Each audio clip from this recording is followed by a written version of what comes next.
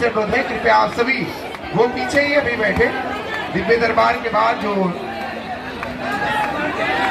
आप सभी से अनुरोध है, कृपया आप सभी अपने स्थान से ही पूज्य गुरुदेव भगवान को प्रणाम करना है। बोलिए बागेश्वर धाम सरकार की, परम पूज्य गुरुदेव भगवान की। क्योंकि 26 फरवरी को 251 गरीब बेटियों का विवाह है और बीच में हमको पदयात्रा में रहना, तो दरबार कम लग पाना है, तो अच्छा नहीं लग रहा, मन प्रसन्न नहीं है, पर वो भी जरूरी है। इसलिए हमने निर्णय ले लिया कि अब फरवरी का पूरा महीना बागेश्वर धाम पर गुजारेंगे। जो जहां आज तो बहुत से कथा व्यास मंच पर बैठे हुए हैं, मंच मत तोड़ देना। मोटे तगड़े पतले लंपट सभी प्रकार की वैरायटी बैठी हुई है और सब ठीक है। ब्रेकिंग न्यूज मत बना लेना कि तुम नीचे आ जाओ। कुछ लोग छतों पे भी टंगे हुए हैं, बूढ़े बूढ़े लोग भी 60 साल के लोग ऊपर से मोबाइल चला रहे हैं और हाथ ऐसे हिला रहे हैं जैसे वोट मांग रहे हो। गजब है, इधर भी गजब ही है। वाह वाह वाह, वाह वाह, सब जगह। चलो दरबार शुरू करते हैं। जय मैया। धाम पर हमारी महिमा नहीं, किसकी महिमा है? किसकी महिमा है? बालाजी की। एक बात और, प्रश्न ये उठता है कि अगर बालाजी की महिमा है तो हम पर कृपा क्यों नहीं हो रही? ये बहुत लोगों का प्रश्न होगा। उत्तर सुनो, पर्चा बन जाना कृपा नहीं है, बालाजी का बन जाना कृपा है। जय हो जय हो। क्या? पर्चा बन जाना कृपा नहीं है, बालाजी का बन जाना कृपा है। अब तुम्हें निर्णय लेना है कि तुम्हें बालाजी का बनना है या पर्चा को बनवाना है। बालाजी का बनना है। बालाजी का बनोगे तो सब मिलेगा, ऐसे समझो।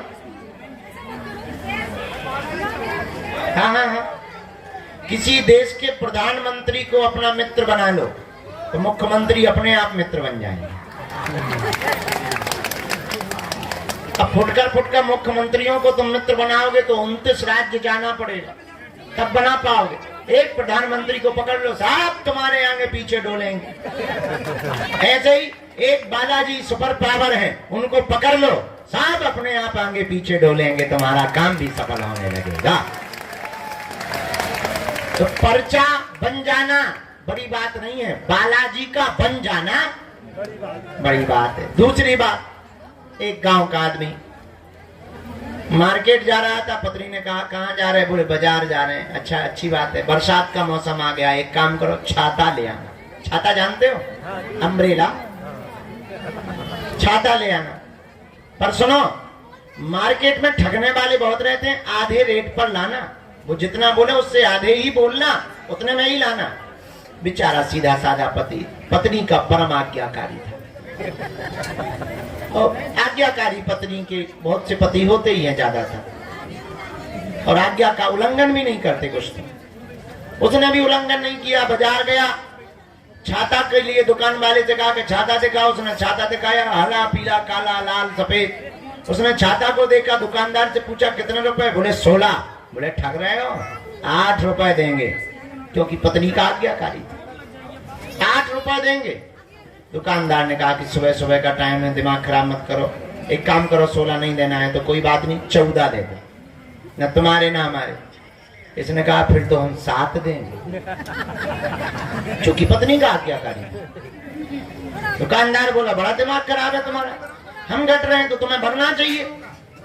अरे हम 14 पर आ गए, तुम्हें 1-2 रुपया बढ़ाना चाहिए, तुम घटा रहे। चलो सुबह सुबह से हमारी बोहनी खराब मत करो, हमारा सुबह से बोहनी खराब हो जाएगी, दुकान का माहौल खराब हो जाएगा। आए के आए 12 रुपया दाम लगेगा, 1 रुपया कम नहीं लगेगा। इसने कहा फिर तो हम 6 देंगे। अब तो और दुकानदार का दिमाग खराब, बोले यार तुम भांग पी के आए हो क्या? धीरे से पूछा कहीं बागेश्वर धाम से तो नहीं आए हो?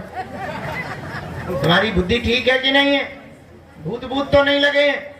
इसने कहा नहीं सब ठीक है, पत्नी की आज्ञा है, आधे दाम पर। उसने कहा चलो तमाशा मत करो, मजाक मत बनाओ, 2 रुपया में घाटा लग जाएगा, तुम्हें छाता मिल जाना चाहिए, 10 रुपया लगेंगे। इसने कहा फिर तो 5 देंगे। अब दुकानदार का पारा खराब हो गया, दिमाग खराब हो गया, बोले एक काम करो फ्री में ले जाओ। 5 ही क्यों दे रहे, फ्री में ले जाओ। ये भी इतना आज्ञाकारी पत्नी का, बोले फिर तो हम 2 लेंगे।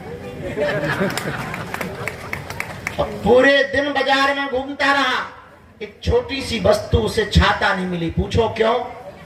पूछो क्यों? क्योंकि वो एक भाव पर नहीं टिका रहा।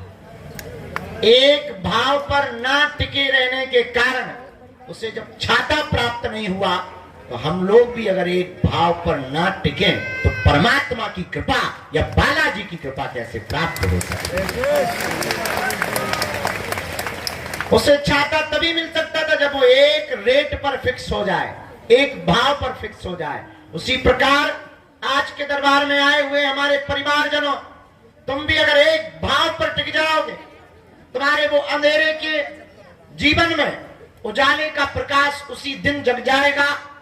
थोड़ी सी क्रांति तुम्हें करनी पड़ेगी अपनी ओर से, थोड़ी सी पकड़ अपनी तरफ से तुम्हें मजबूत करनी पड़ेगी।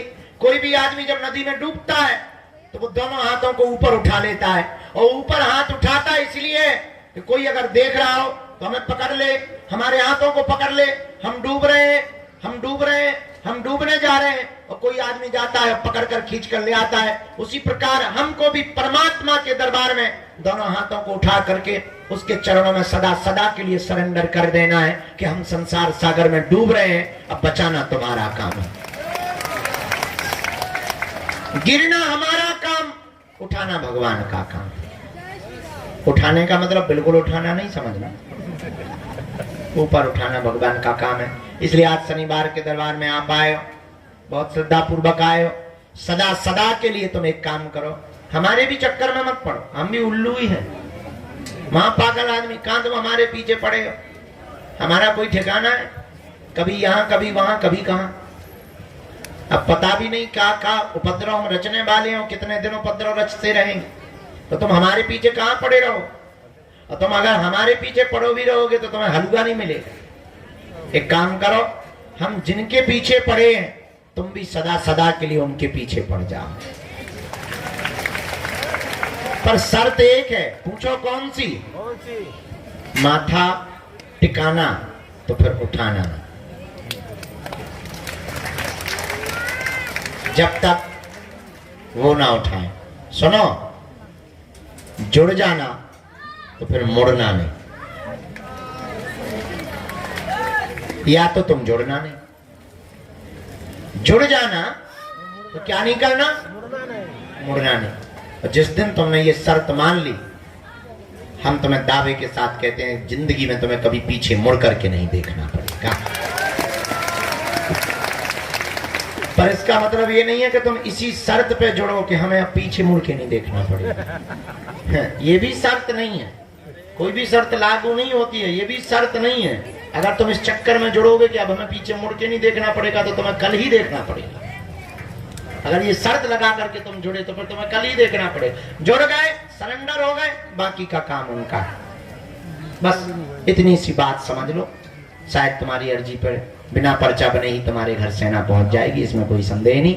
3 बार बीज मंत्र बोलकर आइए हम सब दरबार। ओम बागेश्वराय नमः, ओम हम हनुमते नमः, ओम सन्यासी देवाय नमः। मणिमन बालाजी को प्रणाम करो, सन्यासी बाबा को प्रणाम करो, दादा गुरुजी को प्रणाम करो। आज का दरबार, बीच में कोई उठेगा नहीं, बीच में कोई टोकेगा नहीं। जो भी सामग्री है, आप जो भी है वो आप सेवादार को दे दें, हम तक पहुंच जाएगी। मन में राम नाम जप करो, जिनके लिए प्रेरणा देंगे हम उनको दरबार में बुलाएंगे। राम कहो।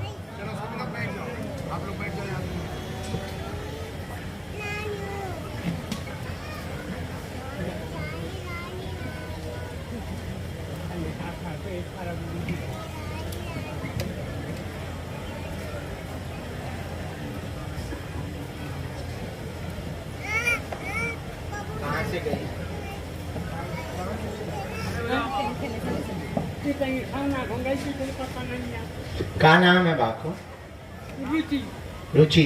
कहाँ से लाए? कहाँ से हो आप?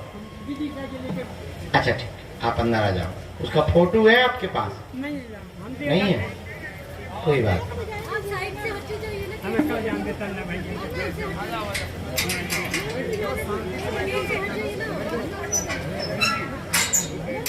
आपको तो वहीं बैठना है बेटा, पीछे पहुंच जाओ, पीछे पहुंच जाओ पहले बेटा।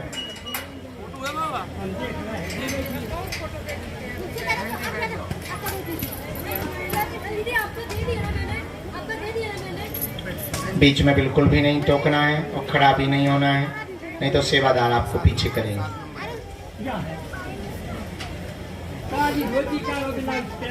हाँ